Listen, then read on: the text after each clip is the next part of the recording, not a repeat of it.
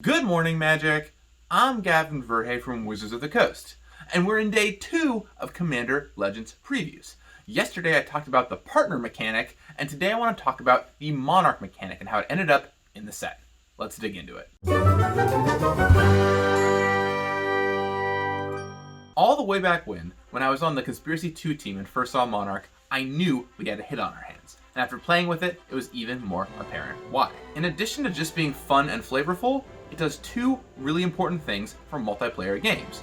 The first is that it keeps the game moving. Multiplayer games tend to get bogged down in the mid-game. Players will have all kinds of creatures on the battlefield, and it's not clear who you should be attacking, if anybody. Monarch makes that a lot more clear.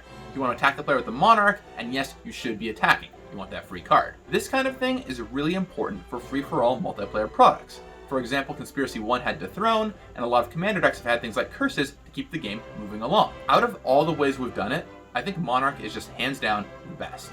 Once it enters the game, it never leaves, so the game's always moving forward. It lets everybody have a little bit of the fun, and also, if the game ever does stall out, it means that player is probably going to accumulate so many cards they can help push the game forward anyway. And so when we launched it in Conspiracy 2, the reaction was great.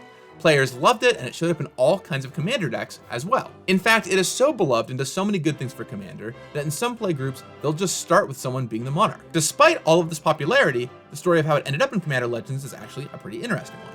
It was really early on in the design cycle for Commander Legends, and I was trying to figure out all of the mechanics. Something was just missing, and I wasn't sure what. So I was down in LA for the weekend, and I was actually hanging out with Sean Main.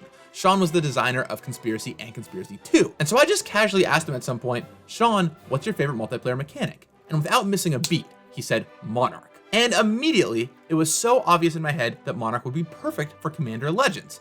We needed the game to keep moving forward, we needed a card flow mechanic, and it was beloved by Commander players. It was a slam dunk include. So I got back to the office next week and started pitching it, and the reaction was universally positive. Everyone pretty much loved the idea. And it wasn't just game design either.